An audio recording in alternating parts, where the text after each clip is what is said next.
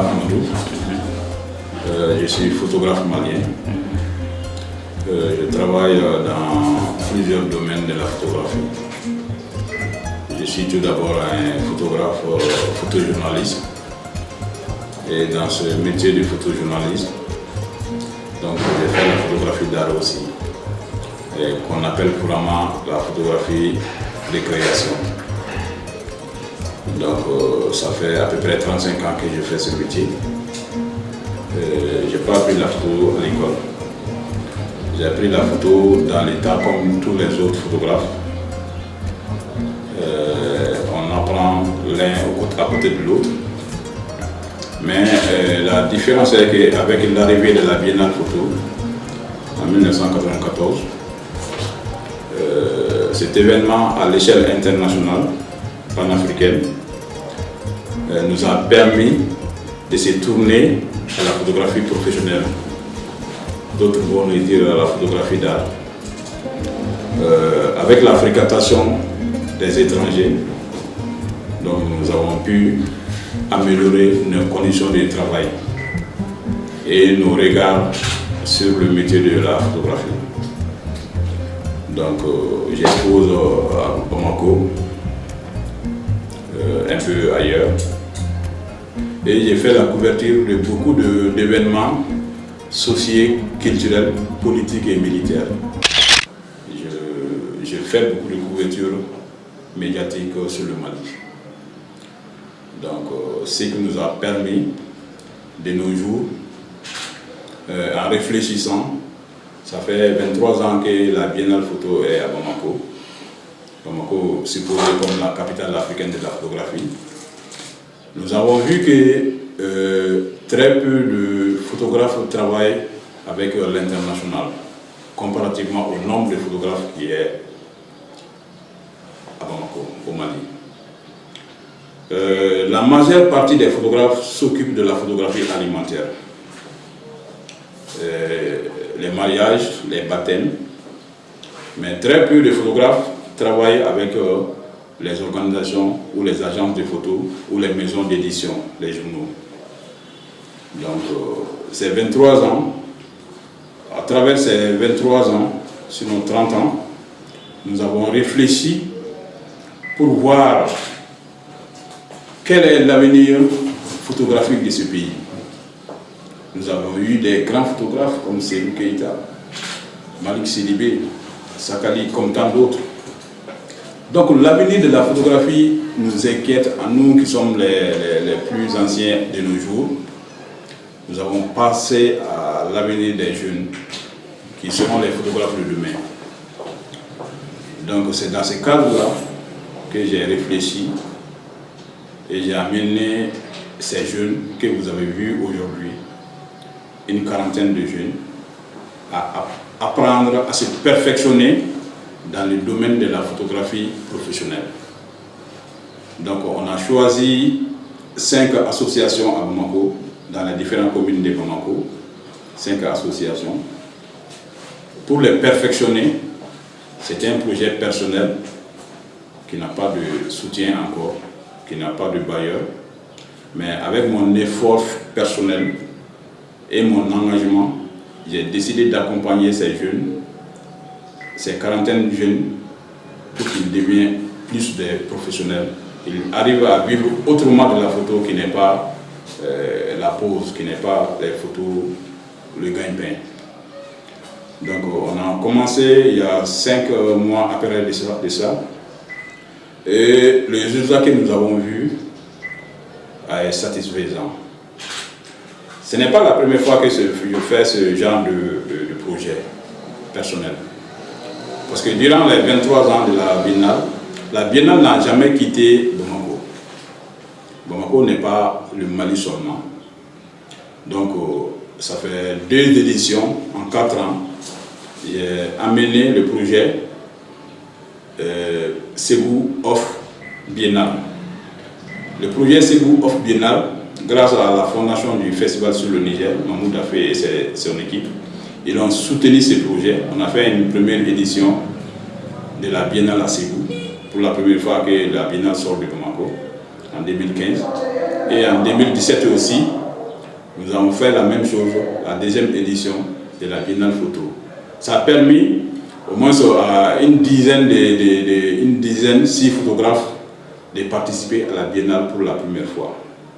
Donc tout ça, c'est pour dire que nous, on a eu la chance d'avoir 23 ans, d'autres personnes que nous ne connaissons pas, les professionnels, les galeristes, les collectionneurs, les critiques d'art de la photographie, que les autres n'ont pas eu la chance de voir. Donc toutes ces réflexions ont amené à songer à l'avenir de la photographie au Mali. Donc ce sont des raisons qui m'ont poussé à mettre ces jeunes-là ensemble, ces 40 photographes, jeunes photographes.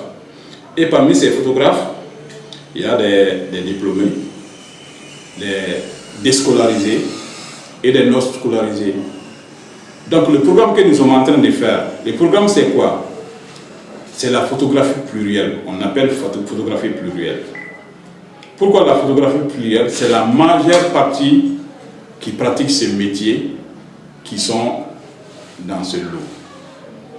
La majeure partie qui n'ont pas accès, souvent faute de langue, souvent faute de formation, souvent faute de soutien, ils sont restés très longtemps dans l'obscurité de ce métier. Quand tu vois qu'au Mali, il y a à peu près 15 associations de photographes qui traînent dans les rues pour le gagne-pain, ce n'est pas logique. Quelqu'un qui connaît les valeurs universelles de la photographie, l'importance économique, l'importance de communication de la photo, que de voir vraiment. À peu près, il y a 400, sinon plus, de photographes qui travaillent dans ce domaine. Ce n'est pas logique que nous n'avons pas assez de professionnels. Chaque fois qu'il y a la Biennale, tu trouveras qu'il y a 1 ou 2, 3 qui participent à la Biennale Photo. Avec tant d'expériences que nous avons vécues, il n'est pas normal que les jeunes traînent encore uniquement dans les photos de mariage. Donc ça, ce sont des expériences on doit tout faire pour soutenir la photographie au Mali. Parmi les métiers des arts visuels, que ce soit la peinture, la vidéo, la sculpture, la photographie crée plus d'emplois que tous ces autres métiers des arts visuels.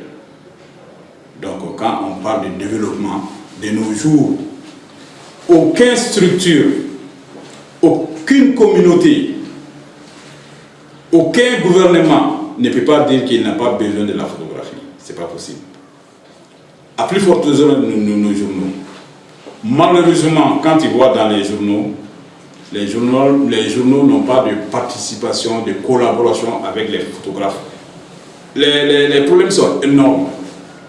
Souvent par méconnaissance, les grands journaux qui sont en place ont des petits appareils.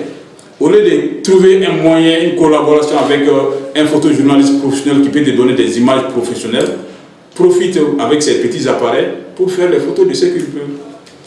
Il n'est pas facile de vendre les photos s'il n'y a pas de contenu qui est plus intéressant. Ce n'est pas les textes seulement. On a vu ici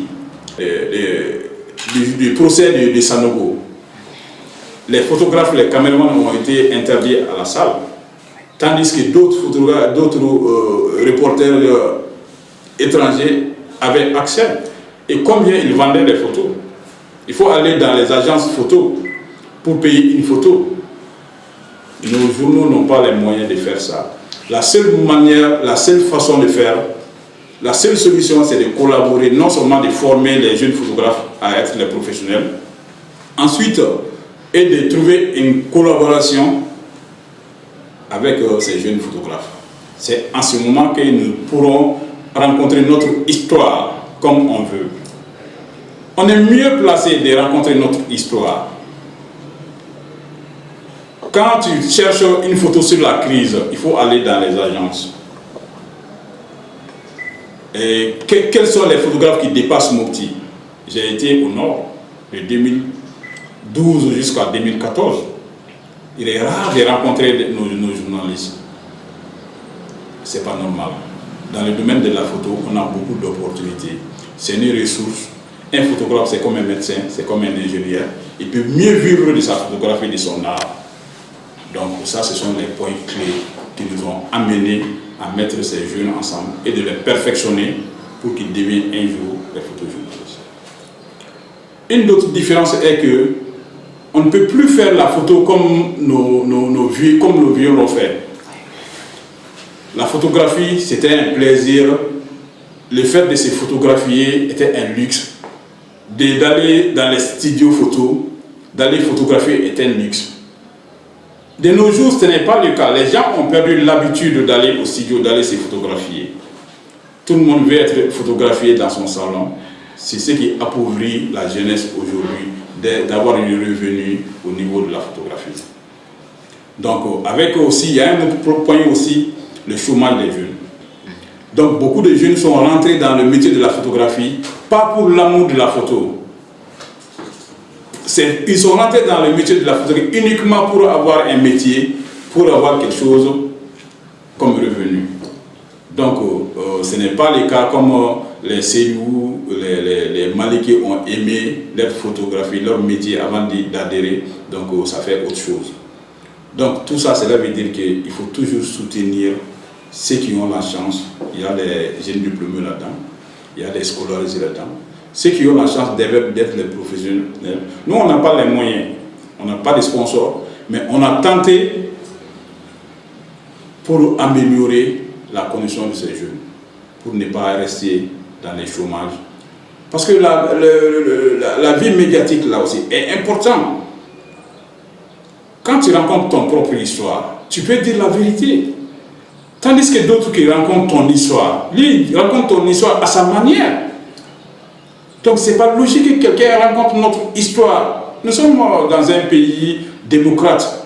Chacun a sa place ici. Chacun peut venir travailler ici comme nous pouvons aller travailler dans d'autres pays. À l'élection présidentielle, on a vu des Ivoiriens qui étaient là, qui sont venus travailler sur les élections. On a vu des Sénégalais qui étaient là, qui sont venus travailler sur les élections. Il est rare, malheureusement, en tant que capitale africaine de la photographie, il est rare de voir des photographes ici qui sortent ici pour aller travailler dans d'autres pays, dans les élections des autres pays ou dans d'autres crises de d'autres pays, parce qu'ils n'ont pas de formation. Ils n'ont pas les moyens. Les journalistes qui viennent, les photojournalistes, les vidéastes qui viennent, parce qu'ils ont une agence qui peut leur permettre de payer les frais de voyage, les frais d'hébergement. Quand tu vois les conditions de nos journaux, c'est difficile qu'ils envoient un photojournaliste d'aller travailler sur les élections au Sénégal. Donc il y a des choses, beaucoup de choses, on ne sait pas qui, nous on n'accuse personne, mais il faut soutenir ce métier noble qui est une référence au Mali en Afrique. Chaque 2 ans, Bamako abrite le plus grand festival de photos africaines, la Biennale photo de Bamako, les rencontres de Bamako. Et vraiment, il n'est pas admissible de laisser un nombre important de jeunes photographes qui traînent dans les rues pour le quotidien. Il faut améliorer, que ce soit l'État, que ce soit les bonnes volontés, les ONG, je ne sais pas moi, les privés, il faut soutenir la photographie. C'est une richesse, c'est une entreprise. On a vu les plus grands riches, ils ont des agences de photos qui travaillent pour eux. Moi, j'ai travaillé avec Demotix en Angleterre. C'est une grande agence qui a été vendue. Donc, au lieu d'aller travailler à Dakar, il y a des agences de photos qui sont là. En Côte d'Ivoire, il y a des agences de photos qui peuvent vendre l'œuvre des photographes. Mais malheureusement, nous n'avons encore aucune opportunité pour des cas comme ça. C'est inadmissible, un grand pays de 23 ans à mon jour qui fête la photo. Il y a un budget, il y a des subventions. Donc c'est les gens qui ont déjà une expérience, que ce soit en matière de studio photo ou en matière de reportage des événements sociaux en général. Très peu il y a 1 ou 2 qui ont exposé et les autres n'ont pas encore exposé. Pour nous, ce n'est pas de problème, parce qu'on apprend. En Afrique, si on a compris que l'art ne s'apprend pas souvent à l'école, tous les grands artistes que nous avons n'ont pas fait d'études supérieures. Donc, il y a un proverbe qui dit, quand tu es perdu, tu cherches l'ancien chemin. Donc, nous sommes à la retrouvaille de l'ancien chemin pour s'en sortir. Nous allons aussi bientôt, avec le temps et la disponibilité des établissements scolaires, si on peut faire un événement, parce que j'ai l'habitude de faire ça dans le passé, donc aller aussi vers les scolaires. Ça ne sera pas une formation, ce sera une initiation ou un perfectionnement au niveau scolaire. Parce que 23 ans de la Biennale, les photographes ne devraient pas être à ce stade. S'il y a une bonne volonté, c'est de mettre à l'épreuve. C'est ça ma réalité. Donc ils savent ce qu'ils doivent faire au niveau de la photographie. Ils savent si les photographes sont en bonne position ou si ils ne sont pas en bonne position. Nous, on cherche les bonnes volontés, que ce soit l'État ou les privés, qui peuvent nous amener de l'avant. Et nous comptons sur nous-mêmes pour aller de l'avant. On ne veut pas de l'aumône, on veut seulement de soutenir ces projets de création. Le photographe a une place importante, une richesse importante. Il n'a pas besoin de tendre la main à quelqu'un. Si les conditions sont réunies, qu'il maîtrise sa profession, qu'il maîtrise ses techniques de prise de vue, qu'il maîtrise son travail, qu'il maîtrise ses reportages, ce n'est pas un pauvre type. Il peut vivre de lui-même. Mais le soutien est difficile. Au lieu d'aller sur le marché de la photographie, il faut avoir les moyens, les appareils, les techniques, beaucoup de choses, des formations, beaucoup de choses que le photographe amateur, le photographe ambulant qui est là ne peut pas avoir. C'est ça les difficultés. Et nous avons besoin de quelqu'un qui peut soutenir à devenir et exploiter ce métier. Quelqu'un qui peut nous offrir un premier départ, les appareils de travail, la formation adéquate. C'est ça ce que nous avons besoin. Nous, on n'a pas besoin de l'argent de quelqu'un. Si on travaille, on arrive à maîtriser ce que nous faisons. Il y a tellement d'agences de photos qui sont prêtes, qui cherchent les photos, la photographie africaine, que ce soit la photo artistique, la photocréation, que ce soit le photojournalisme. Il y a un marché qui est là. Mais pour avoir accès à ce marché, il faut se connecter à l'Internet. Il faut savoir comment communiquer avec les agences photo, comment communiquer avec les maisons d'édition à l'extérieur pour pouvoir vendre. Il faut avoir les moyens, un appareil professionnel ou un appareil qui est positif pour te faire un bon travail, pour mettre tes photos dans une agence ou dans une maison d'édition. Il faut avoir des photos de qualité. Mais il faut voir la situation de nos photographes. Tu feras 2 ans avec le miette que tu gagnes dans les mariages. Tu ne peux pas se payer un bon appareil. Même la connexion est difficile pour toi. Donc nous cherchons à surmonter, à dépasser ces stades pour devenir indépendants. C'est tout ce que nous voulons. Se battre pas pour quelqu'un d'autre, pas pour nous, pour leur patrie, leur pays et leur avenir. Donc tout ce que je demande aux jeunes, de se battre. C'est pas facile, hein. C'est partout. Hein. Même dans les pays développés, être photographe n'est pas un métier facile. Il faut se battre. Il faut se battre avec l'intelligence, avec le courage, le pied. C'est ce qu'on dit. Bonne nuit, bon pied, c'est une belle carrière photographique.